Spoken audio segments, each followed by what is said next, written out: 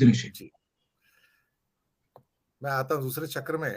थोड़ा आंसर हम छोटे रखेंगे इसमें, पहले चक्र की अपेक्षा। आलोक जी ने अच्छे प्रश्न उठाए हैं एयर इंडिया के बड़े ऑर्डर के। भारत में बड़े ऑर्डर देने का इतिहास पुराना है, नया नहीं है। जब भारत बहुत गरीब था तब भी 50-50, 60-60 बोइंग के और एयरबस के ऑर्डर्स दिए जाते थे उस समय भी। 2019 में इंडिगो ने 300 का ऑर्डर दिया था, जो कि इतिहास में बड़ा ऑर्डर माना जाता था 2019 के हिसाब से। और ये जो ऑर्डर होते हैं, क्योंकि मैं एक ऐसे विभाग में रहा हूं जहां मेरा एयरलाइंस के साथ भी बहुत क्लोज कांटेक्ट रहा है, तो मुझे मालूम है एयरलाइंस कैसे ऑपरेट करती हैं। देखने में लोगों को ये 400-500 विमान बहुत बड़ा एक ऐसा लगेगा कि जैसे अभी आपके सामने आके खड़े हो जाएंगे और चारों से सड़क पे चलने शुरू कर देंगे, लेकिन ऐसा होता नहीं। ये एयरलाइंस की इंडस्ट्री इस किस्म की इंडस्ट्री है जहां पर इन सो कॉल्ड 450-500 विमानों को आने में 15 साल लगेंगे। मैं आपको बताऊं, ये 25-25, 30-30, 35-35 हर साल आएंगे, ये ऐसे इकट्ठे नहीं आ जाते हैं। और इसमें होता क्या है कि जब एयरलाइंस की जो ऑपरेशनल एफिशिएंसी होती है वो डिपेंड करता है कि आपके प्लेन कितने नए हैं। इंडिगो प्रॉफिट में क्यों जाता है अक्सर? क्योंकि वो उसका नया फ्लीट है। जितना पुराना फ्लीट है वो उतना नुकसान में जाता है, ज्यादा गैस गजलर बन जाता है। इसलिए जब आपके 10 साल बाद प्लेन आते हैं तो 10 साल पहले वाले प्लेन जो है वो फेज आउट हो जाते हैं। तो हमें ये भी नहीं भूलना चाहिए, एयर इंडिया के पास अगर उसके बाकी एयर इंडिया एक्सप्रेस और बाकी के फ्लीट को मिला लिया जाए तो उनके पास 150 करीब प्लेन है। जो जंक है मैं आपको बताऊं, 2-2, 3-3 दशक पुराने हैं, 1.5 दशक पुराने हैं, उनके फेज आउट करने की बारी है।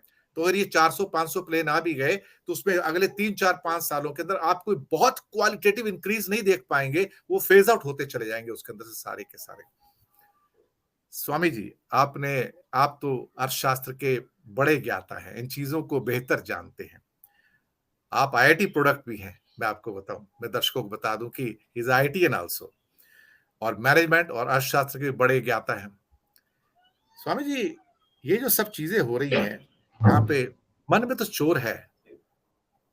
नाम मदर ऑफ डेमोक्रेसी से टाउट किया जा रहा है, लेकिन भारत का इतिहास देख लो, 2500 साल का, तो सिर्फ बादशाह का मिलेगा। मुझे समझ नहीं आता है भारत में कब डेमोक्रेसी थी, कौन सा ऐसा राज्य था, कौन सा ऐसा देश था, कौन सी ऐसी रियासत थी जहां डेमोक्रेसी थी।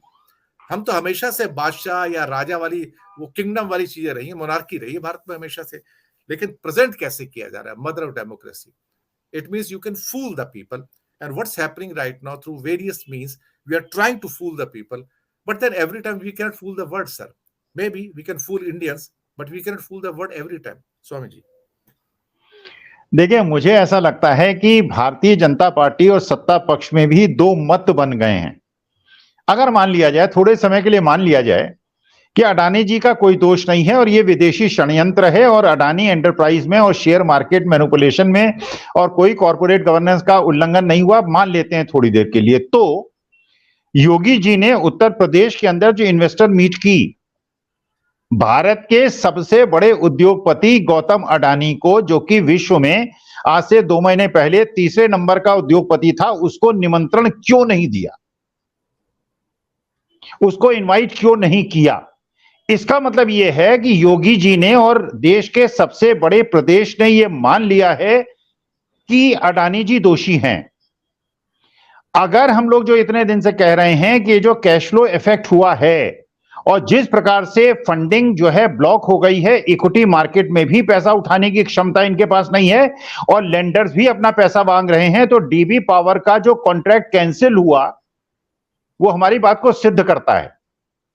तो अडानी जी सही है या गलत, यह बात तो एक अलग है। असली मुद्दा यह है कि जो सबसे बड़ी समस्या है कि जितने भी इंपॉर्टेंट एस्टेब्लिशमेंट्स हैं, और ये वो स्ट्रेटेजिक एस्टेब्लिशमेंट्स हैं, चाहे एयरपोर्ट्स हो चाहे बंदरगाह हो, हम ये जानना चाहते हैं कि ये जो पैसा निवेशित हुआ है आपके शेल कंपनीज के माध्यम से, कहीं ये दाऊद इब्राहिम का पैसा तो नहीं है?